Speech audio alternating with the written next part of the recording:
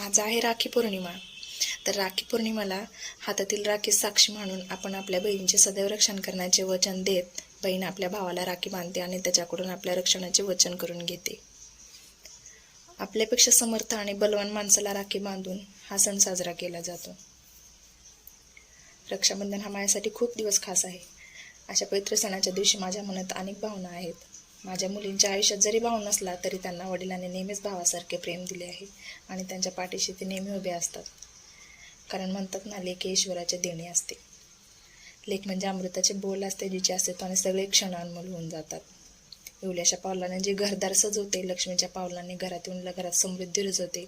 अशा परींची येणे प्रत्येक घरात व्हावे, जिच्या येण्याने आयुष्य खूप सुंदर होऊन जाते.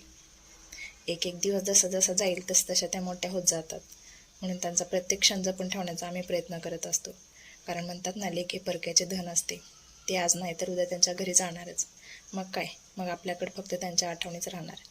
हा विचार करूनच मन रडायला लागतं. मग एकटक पाहत बसा वाटतं त्यांना.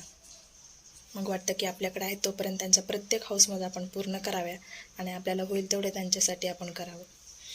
त्यामुळेच मग माझ्या मुलींनी आज त्यांच्या वडिलांना राखी बांधून हाच रक्षाबंधन सण साजरा केला. त्यांनी त्यांच्या वडिलांनी नेहमी सुरक्षित वातावरण दिलेले आहे. त्यांनी त्यांच्या मुलींना कधीच कशाची कमी भासू दिलेली नाही. अगर कुठल्या गोष्टीची कमी पडू दिलेली नाही. त्यांचे माझ्या मुलींवरचे प्रेम आणि विश्वास हेच माझ्यासाठी खूप आहे. वडील हा जरी जन्म देणारा नाही तर पण निस्वार्थ प्रेमाचा सागर आणि लेकरांसाठी शेवटच्या श्वासापर्यंत लढणारा आधार असतो. म्हणूनच या रक्षाबंधनाच्या दिवशी माझ्या मुलींनी वडिलांना राखी बांधून हा सण साजरा केला. तरी तुम्हाला माझ्याकडून आणि माझ्या परिवाराकडून हॅपी रक्षाबंधन. थँक्यू.